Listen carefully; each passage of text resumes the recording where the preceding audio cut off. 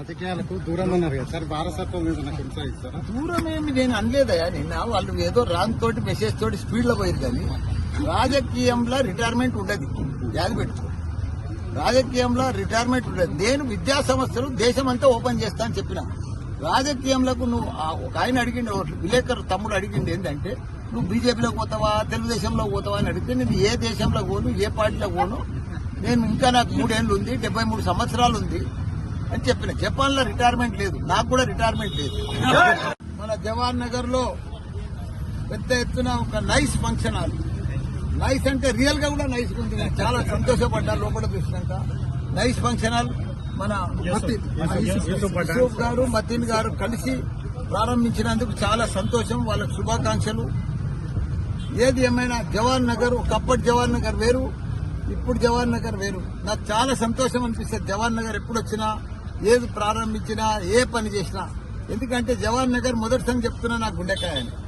ఎందుకంటే నిజంగా మా కేటీఆర్ గారు, కేసీఆర్ గారు చాలా అభివృద్ధి చేసింది జవహర్ నగర్.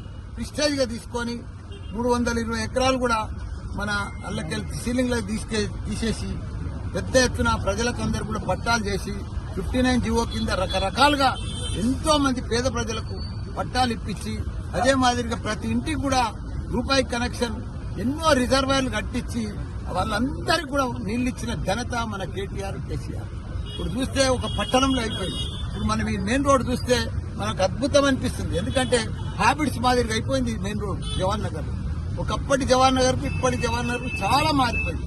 ఎంతో మంది ప్రజలకు తక్కువ ధరకు ఇక్కడ ఇల్లు కొనుక్కొని, ఇక్కడ జవహర్ నగర్ అంటేనే గవర్నమెంట్ ల్యాండ్, ఇంకా వేరే ఆల్టర్నేటివ్ ఏం లేదు, అంతా గవర్నమెంట్ ల్యాండే. అయినా మన టీఆర్ఎస్ ప్రభుత్వం మంచిగా వాళ్ళకు ప్రభుత్వం ల్యాండ్ అంతా కూడా పట్టా చేసి, వాళ్ళకు అంతా కూడా పట్టాలు ఇచ్చి, వాళ్ళకందరూ కూడా నీళ్లు ఇచ్చి, కరెంట్ ఇచ్చి, పర్ఫెక్ట్ అన్ని రకాలు కూడా రోడ్లు లేపించి, కోట్ల రూపాయలు ఖర్చు పెట్టి అభివృద్ధి చేసిన ఘనత మన కేసీఆర్.